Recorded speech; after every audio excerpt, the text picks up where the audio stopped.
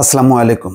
দর্শক, আপনারা জানেন যে কোটা সংস্কার আন্দোলনের অন্যতম নেতা নাহিদ ইসলাম বর্তমানে ডিবির হেফাজতে আছে। তাকে মুক্ত করার জন্য নানাভাবে চেষ্টা করছে আইন আদালতের মাধ্যমে, এবং নাগরিকরা আলটিমেটামও দিচ্ছে। তার আগে এই ডিবি অফিসে যে হেফাজতে রাখা হয়েছে, তাকে গণস্বাস্থ্য নগর হাসপাতালে তিনি চিকিৎসাধীন ছিলেন। কেন চিকিৎসাধীন ছিলেন? ডিবির কাছে আনুষ্ঠানিকভাবে এই হেফাজতে থাকার আগে তাকে তুলে নেওয়া হয়েছিল, এবং তুলে নিয়ে তাকে নির্যাতন করা হয়, এবং তার দগদগে ক্ষত সহ সেই ছবি আন্তর্জাতিক গণমাধ্যমেও প্রকাশ পেয়েছে, আপনারাও দেখেছেন।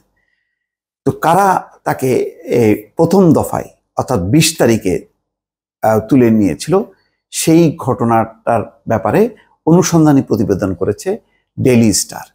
তারা আশেপাশের সিসিটিভির ফুটেজগুলো বিশ্লেষণ করেছে, এবং বিশ্লেষণ করে দেখতে পেরেছে যে সেখানে নাহিদ ইসলামের বাসায় যখন অপারেশন চালায়, সেই বাসার সামনে র্যাবের কয়েকটি গাড়ি এবং সাদা পোশাকের যে ব্যক্তিরা আছে তাদের তৎপরতা ছিল পরিষ্কার। তো তার উপরেই রিপোর্টটি করা হয়েছে যে সবুজবাগের যেই বাসা থেকে নাহিদকে তুলে নেওয়া হয়েছিল, সেই ভবনের কাছাকাছি বিভিন্ন সিসিটিভি ক্যামেরার ফুটেজ বিশ্লেষণ করেছে ডেইলি স্টার। আসিফুর রহমান সেই প্রতিবেদন করেছে।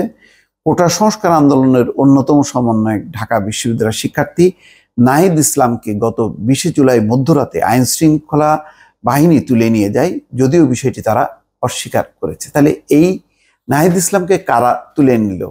এই ঘটনার ব্যাপারে যদি কোনো মামলা হয়, কারা তদন্ত করবে, কারা তার বিচার করবে? তার যে কি পরিমাণ দগদগে শরীরে ঘা, সেটা তো এবং আঘাত, সেটা দেখা গেছে যে যখন নাকি সেই আন্দোলন প্রত্যাহারের ঘোষণা দিচ্ছিল, তখন কিন্তু সবার পোশাক শার্ট প্যান্ট বা গেঞ্জি থাকলেও, প্যান্ট পরা থাকলেও, একমাত্র নাহিদ ইসলামের পরনে কিন্তু লুঙ্গি ছিল, এবং সেই লুঙ্গিটা ঢাকার জন্য সে একটা পেপার দিয়ে ঢেকে রেখেছে যাতে লুঙ্গিটা দেখা না যায়, কিন্তু তারপরও দেখা গেছে। তার মানে প্যান্ট পরে বসার মতন অবস্থায় নেই, সে চিকিৎসাধীন ছিল গণস্বাস্থ্য হাসপাতালে, সেখান থেকে তাকে তুলে নেওয়া হয়েছে।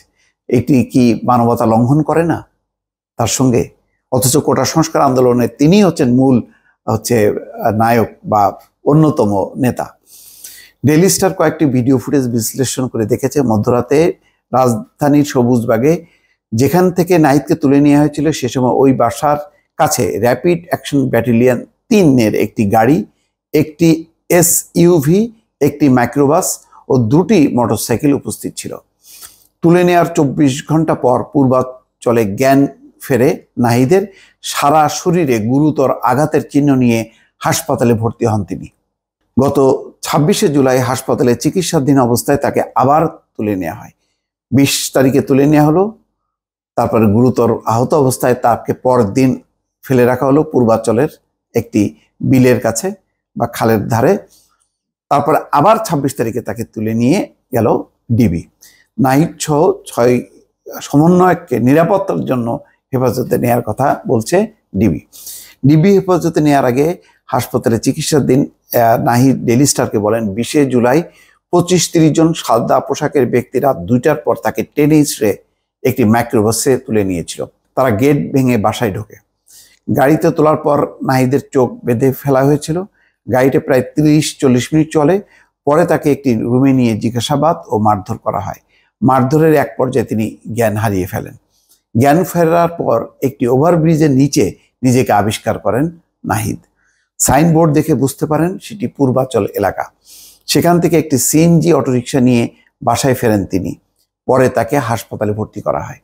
নাহিদ জানান, রাত 2টার পর তাকে গাড়িতে তুলে চোখ বেঁধে ফেলার আগে তিনি একটা র্যাবের গাড়িও দেখতে পেয়েছিলেন। প্রত্যক্ষদর্শীরাও একই বর্ণনা দিয়েছেন।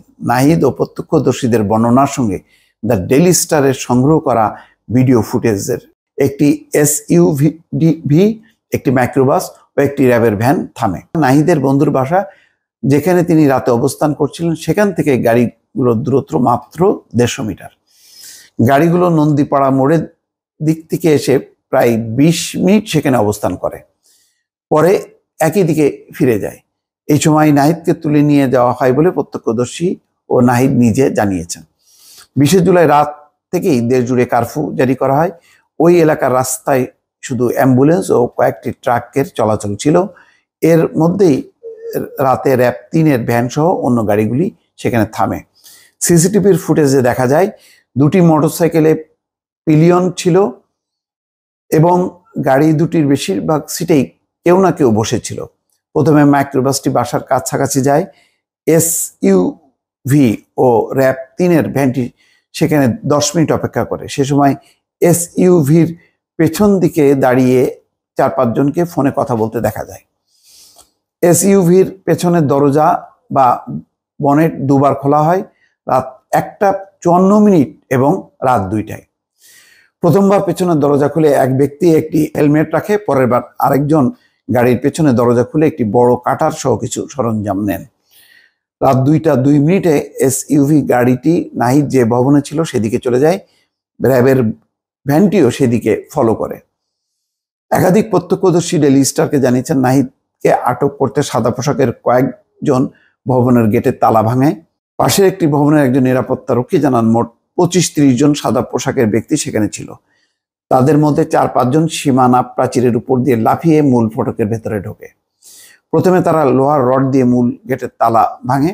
এরপর একটি গাড়ি থেকে কাটার নিয়ে এসে ভেতরের ক্রসিবল গেটের আরো 2টি তালা কেটে বাড়িতে প্রবেশ করে বলেন তিনি। সিসিটিভির ফুটেজে 3টি গাড়ি ও 2টি মোটরসাইকেলকে রাত 2:12 ওই এলাকা ছেড়ে যেতে দেখা যায়। পুরো সময় জুড়ে চালক সহ 8 জন ইউনিফর্ম পরা র্যাব কর্মকর্তার কাউকে গাড়ি থেকে নামতে দেখা যায়নি। অর্থাৎ র্যাবের যারা তারা সব ভিতরে বসা ছিল, আর সাদা পোশাকের যারা তারা বাইরে ছিল, যাতে বোঝা না যায়।